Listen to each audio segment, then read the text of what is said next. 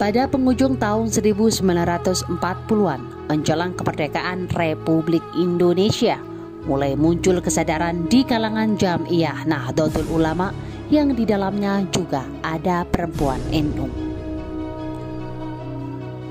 Sungguh menyedihkan, kala itu di tataran ibu-ibu NU mekanisme organisasi belum teratur.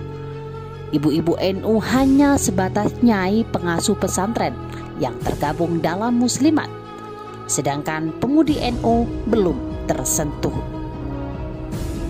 Berbeda dengan organisasi underbow seperti Aisyah milik Muhammadiyah, Kowani di bawah organisasi induknya PKI, dan Masyumi dengan GPII-nya, organisasi itu sudah memiliki mekanisme dan struktur jelas.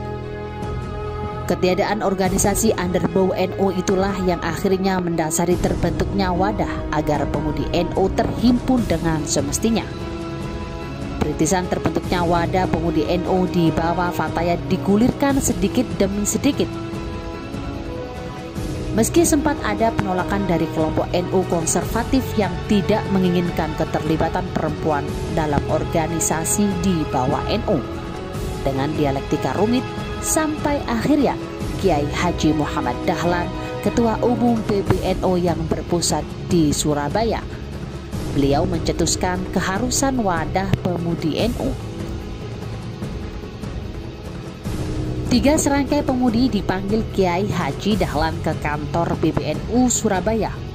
Mereka adalah Huzaimah Mansur asal Gresik, bersama 2 sahabatnya, Aminah Mansur dari Sidoarjo dan Murtosia Hamid asal Surabaya.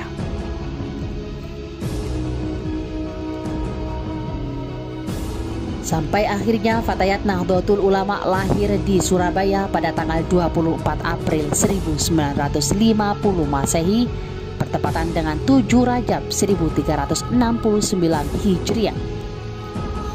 Disinilah dinamika perempuan NU dimulai dari kota Surabaya, Jawa Timur, sampai akhirnya PBNU meresmikan Fatayat sebagai badan otonom pada tahun 1952 pada Muktamar NU di Palembang. Selama beberapa tahun, 3 serangkai Fatayat NU itu berhasil membawa program organisasi dengan dana swadaya tanpa bantuan pihak lain.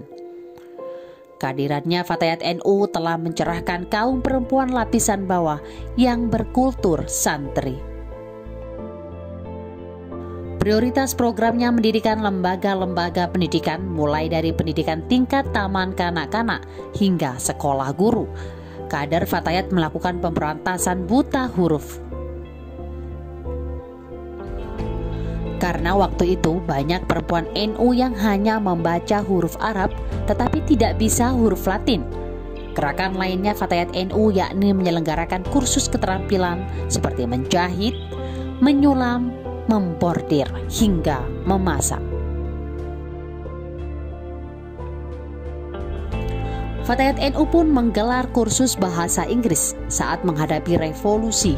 Kader mengikuti latihan militer menembak, menggunakan granat, dan perlengkapan perang lainnya.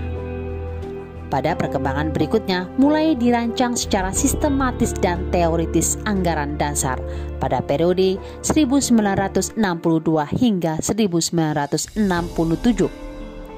Fatayat NU melakukan konsolidasi dan pengembangan daerah dan cabang.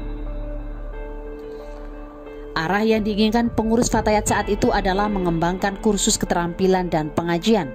Kegiatan itu dilakukan pada muaranya pembentukan budi pekerti perempuan muda NU dengan usaha tak mengenal lelah cabang berkembang.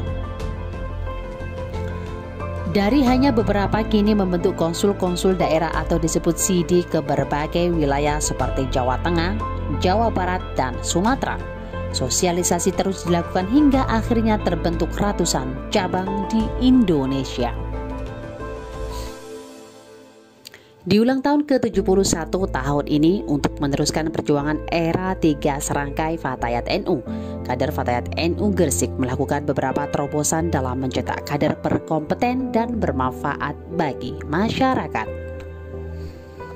Di bidang ekonomi, Fatayat NU mendirikan Koperasi Yasmin Pinate dan mengembangkan syiar agama lewat digital, lewat media sosial, baik Facebook, YouTube, Instagram, dan Twitter.